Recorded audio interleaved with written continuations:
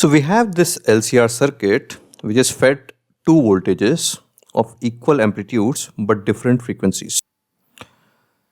The frequency of the first frequency supplied is the resonant frequency, and second is eta times higher than that.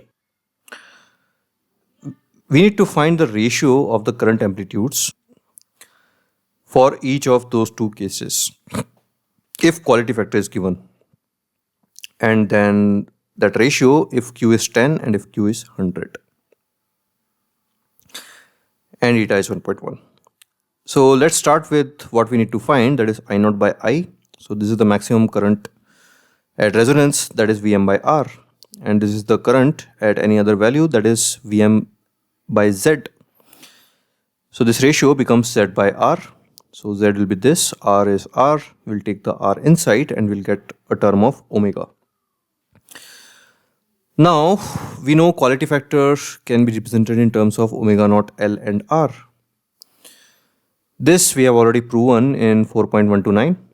So let's try to introduce this omega naught L and R terms here from what is given to us. So it's given that omega is eta times omega naught. So if we do that, if you put that, you will see that this LC will disappear. So LC and omega naught will get cancelled. And that will happen if you take omega naught L outside this bracket, because we want the term of omega L by R. So that's why we are doing that.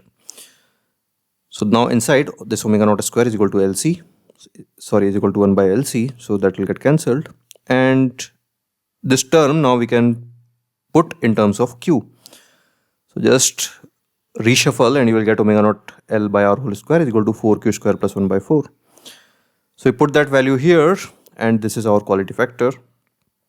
And of course it is greater than 1 because current is maximum at resonance. Now in second part we are going to learn some interesting things where we will actually put the values of quality factor and see what is this ratio. So eta is given 1.1, Q is given 10 and 100. So if you put the value of eta and Q here, we'll see at quality factor 10, this ratio I naught by I is 2.2. And when quality factor is high, this ratio is pretty high. So graphically also you can see that if the curve is sharp, see we are increasing the frequency by the same amount. So if the natural frequency was omega naught, we are increasing it 1.1 times. This graph is not to the scale, but you will get a feel of it. So if this is omega naught, this is eta omega naught. So that is same for both low damping and high damping.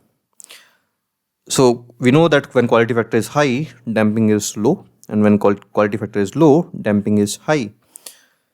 So when quality factor is high, we will have this graph. So you can see that this ratio I naught by I is pretty high compared to this ratio of I naught by I. So here you can see I naught and I are quite near to each other.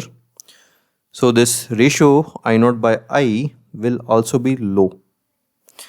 But when the curve is sharp, this I naught by I ratio will be high. So that's what we see here. So in case of low damping,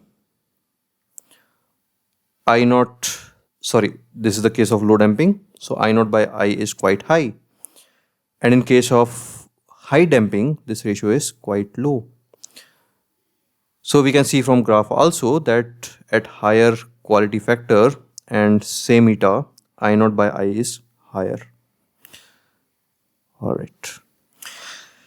And okay, let me I just put the color values correct. So now you can directly see this blue is the low damping and this red represents high damping. Alright.